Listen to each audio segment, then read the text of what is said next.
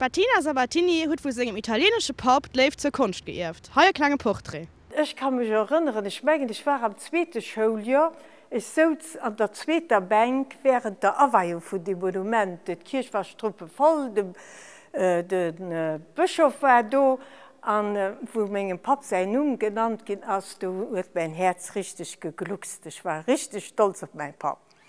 Was muss ich über diesen Papa, den Aurelio Sabatini, wissen? Den Aurelio Sabatini war eigentlich ein ganz einfacher Mensch, der ganz viel Freude hat an seinem Beruf, an dem morgens um 5 Uhr aufgestanden ist und dann an sein Atelier gegangen ist.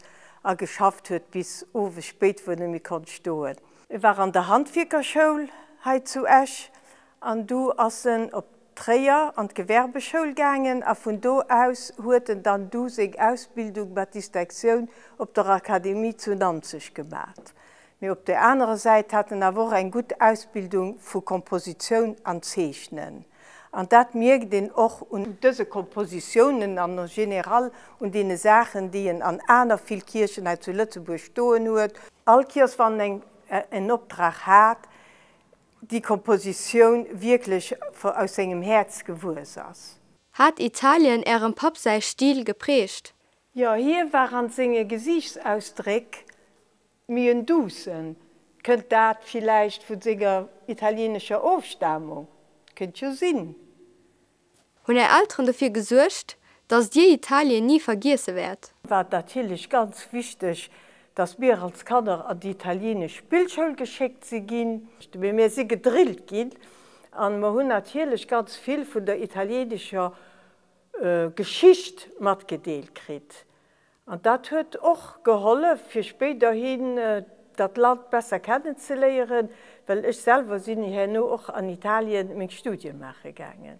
Was für Spuren haben die Italiener? Natürlich hat ein Italiener auf kulturellem Plan zu Lützeburg manches hinterlassen. Er hat dafür gesorgt, dass den Lützeburger mehr eine theatralische Mischung ist. Das heißt, er ist mehr abgehen, er kann auch seine Gefühle besser weisen. Ging ich so. Wir waren auf Schäffling bei der Familie Gianni Rossi. Sie haben uns gewiesen, wie ein Hautnacht traditionell Pasta selber mischt. Francesca und Nicola haben uns an Hirthaus angeladen, wo den italienischen Charme überall zu spüren ist, und haben für uns gekocht. Sie haben sich für 46 Jahre in Calabria kennengelernt, sich ein Jahr darauf bestört, als sie in auf Lützeburg kommen. Heute haben die zwei sich schnell hämisch gefühlt und gesehen sich mittlerweile mehr Lützeburg wie Italienisch. Sempre una labile, leggiadro viso, il fiato il riso, e menzognero. La donna è mobile, qua più al vento, muta d'accento. Kochen hat Francesca von ihrer Mom gelernt. Und Rezepte, die sie heute noch kocht, sie schon seit Jahren am Familienbesitz.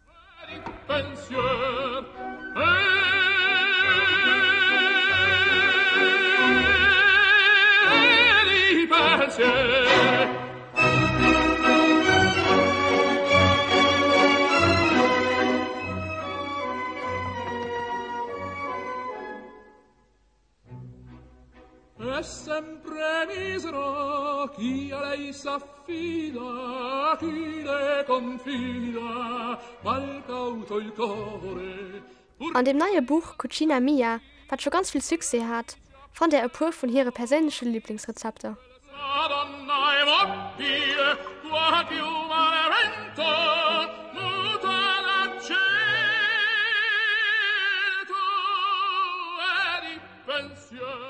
Der Claudio Cicotti, italienisch Professor auf der Uni Lützeburg, befasst sich seit Jahren mit der italienischen Immigration nach Lützeburg.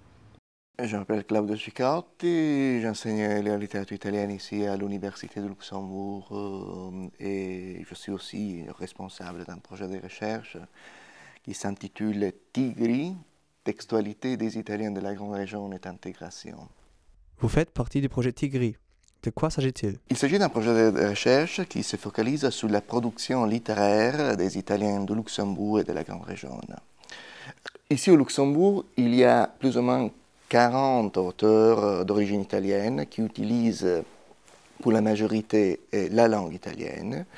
Sont des auteurs de romans, de poésie parfois, de poèmes aussi, et des contes d'une qualité absolument remarquable. C'est pour cela que nous avons décidé aussi de rédiger et publier une anthologie de la littérature italienne au Luxembourg. Je ne peux pas m'imaginer une anthologie de la littérature italienne de la grande région parce que c'est trop hétérogène par rapport à la homogénéité qu'il y a ici au Luxembourg. En quoi consiste la différence des immigrants italiens des pays voisins par rapport à ceux du Luxembourg? Les Italiens ici au Luxembourg ont une perception de soi différente, énormément différente, je dirais, par rapport aux Italiens de la Belgique, de l'Allemagne, de la France. Mais ici au Luxembourg, il y a vraiment un niveau d'intégration supérieur par rapport aux autres niveaux d'intégration des Italiens autour du Luxembourg. Pourquoi donc est l'intégration des Italiens à Luxembourg tellement plus avancée que dans les pays voisins? L'arrivée, dans les années 60-70, d'une vague migratoire énormément intéressante et importante des Portugais.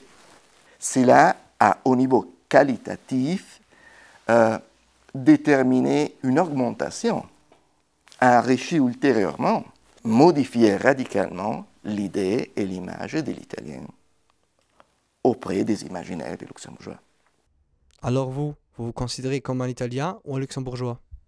En tant que Luxembourgeois.